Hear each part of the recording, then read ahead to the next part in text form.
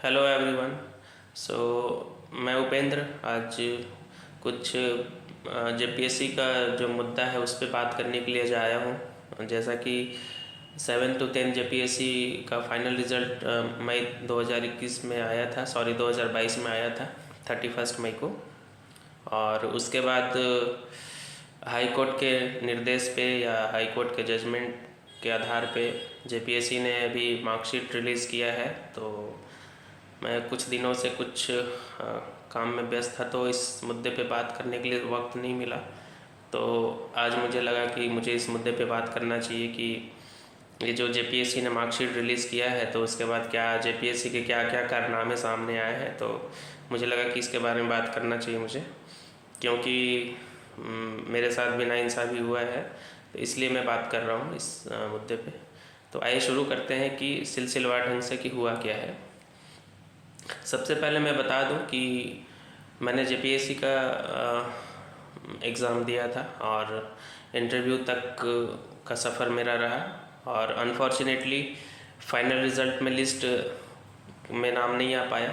और शायद जेपीएससी एक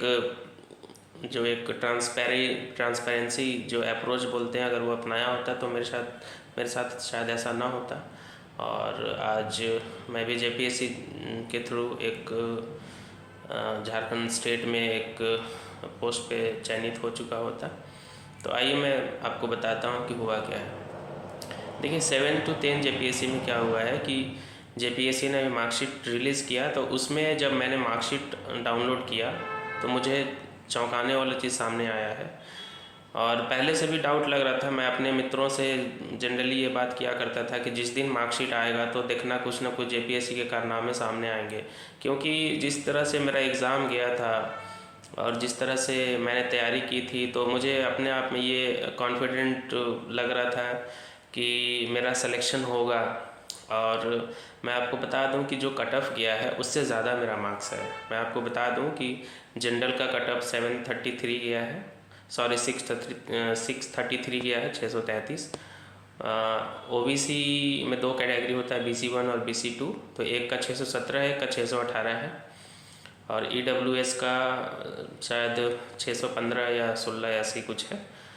तो उस हिसाब से मेरा EBC1 में मैं आता हूँ, तो मेरा 619 मार्क्स है। तो इस मार्क्स पे जो सर्विस क्वालिफ़िकेशन जो हुआ है, सर्विस के लिए जो मैंने क्वालिफाई किया है, वो है employment service, Jharkhand employment service और झारखंड प्रोबेशन सर्विस।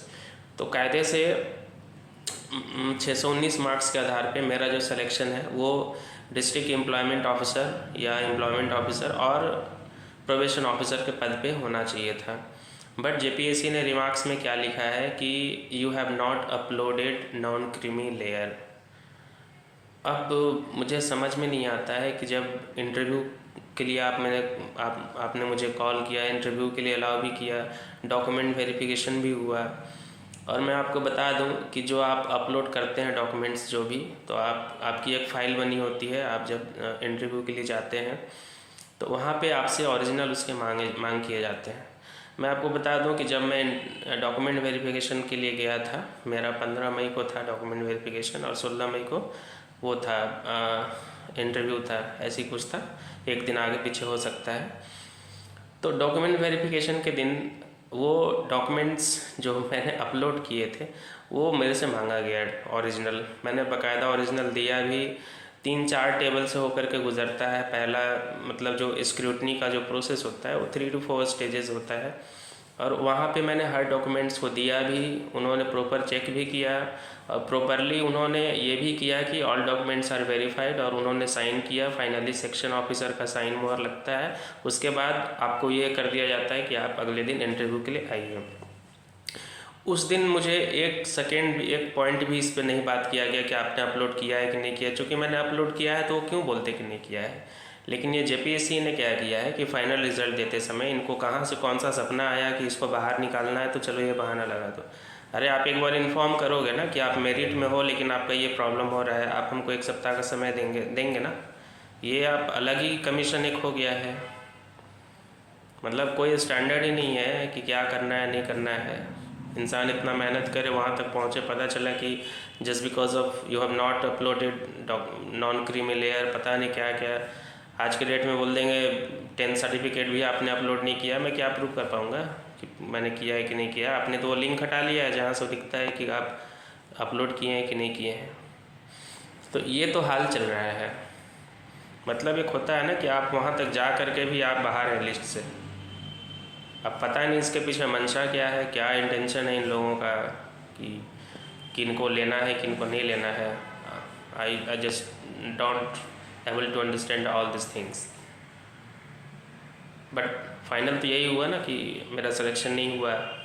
उस रेंज में जाने के बाद भी, कट ऑफ को पार करने के बाद भी, एक तो इन्होंने भरपूर कोशिश किया है कि इसका सिलेक्शन ना हो। मतलब इंटरव्यू में इतने कम मार्क्स दिए गए हैं, 100 में 55 मार्क्स दिए गए हैं। पता नहीं इनका क्या क्राइटेरिया है इंटरव्यू में मार्क्स देने का। किसको 60 देना है, किसी को 50 देना है, किसी को 70 दे देना है, किसी को 40 दे देना है। I don't know what the criteria they have decided for marking such. क्या मैं बोलूँ, कुछ ऐसा चीज़ होता है कि इंसान बोल भी नहीं पाता। जो भी हो, यही आपको बताना था। बाकी मैं ऐसी बात नहीं करता आप लोगों को लग रहा हो कि ऐसे ही आया बोल के चला जा रहा है, ऐसा नहीं है। क्योंकि मेरे पास समय नहीं होता है कि मैं वीडियो को एडिट करूं। मैं बोल रहा हूं तो उस समय आपको सर्टिफिकेट दिखाऊं। मतलब ये मार्कशीट की आया है, ठीक है। मार्कशीट को फ़ोटो खींच के या फिर करके स्क्रीन रिकॉर्डर से मैं आपको प्रूफ के लिए वो भी डाल दूँगा, आप देख सकते हैं। बट जेपीएससी पे मैं लगातार वीडियो बनाता रहूँगा, क्योंकि जो मेरे साथ हुआ है, तो जब तक चेयरमैन और उसके सदस्यों को ये ना पता चले कि क्या किया नहीं किया है, तो झारखंड के एक एक एस्पायरेंट को पता चलना चाहिए कि जेपीएससी करता क्या है। नहीं तो इनकी मनमानी ऐसी बढ़ती चली जाएगी और हम लोग कुछ नहीं कर पाएंगे। आप मेहनत करके भी मेरिट से बाहर रहेंगे। आपका मतलब this is nothing but the case of merit assassination, है ना। ये मेरिट का ख़त्म कर देंगे इन लोग। पैरवी पहुँच है तो आप जाइए वहाँ पे, नहीं तो नहीं जाइए। चलिए मिलते हैं।